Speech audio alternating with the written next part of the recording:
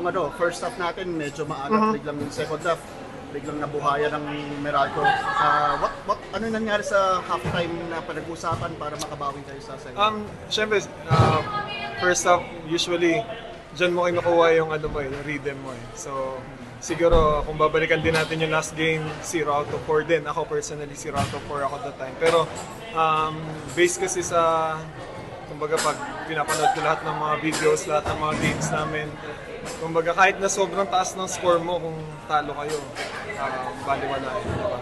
So, going back sa game ngayon, yun na, wag lang tumigil kasi apat naman yung quarters eh. So, kailangan lang namin sila ma-stop yung defense nila.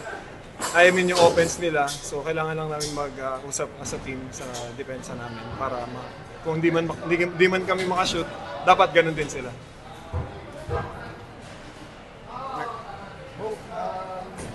Ano ka crucial yung panalo na ngayon? Kasi sobrang hectic yung schedule Oo, na sobrang importante talaga nung panalo na to sa amin. Kumbaga, ito yung isa sa feeling ko na magpapa-boost ng confidence, ng kumpiyansa namin. Kasi syempre, ang lalakas ng mga kalaban namin eh. Tapos susunod ngayon yung Hotshots, tama, Magnolia.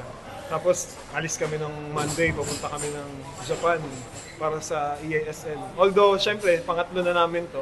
Medyo kahit pa paano yung katawan namin, medyo sanay na kami sa ganitong sitwasyon. So, dito kami matcha-challenge kung hanggang saan kami, kung gaano kalakas yung samahan namin, kung paano namin execute lahat ng mga game plans namin. So, yun, sobrang thankful kami sa panalo na binigay ni Lord sa amin. Kasi kung titignan, tambak kami, di ba? So, fourth quarter talaga adjust kami and point of attack. Kumbaga sa tulong ni Kuya Lu.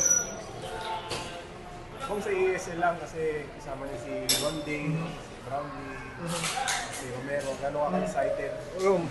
Sobrang, oo.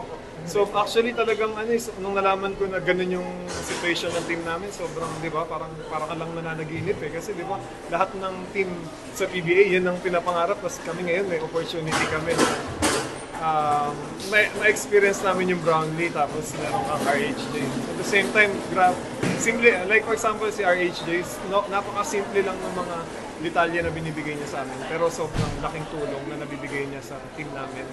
Especially sa mga practice namin, sa mga viewings namin. Kung grabe magtrabaho, sobrang grabe magtrabaho.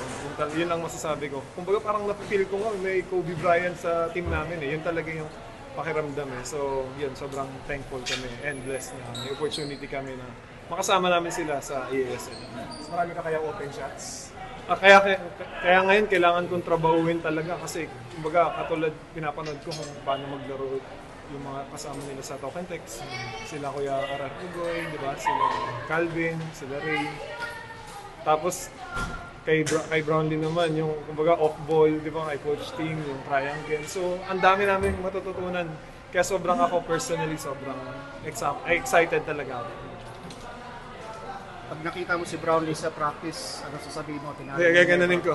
Kumbaga hawak-hawakan ko na siya. So, siguro yun nga, gaya ng sabi ko, sobrang ako personally, i-grab ko yung opportunity na maraming matutunan sa kanila kasi marami talaga kaming matututunan.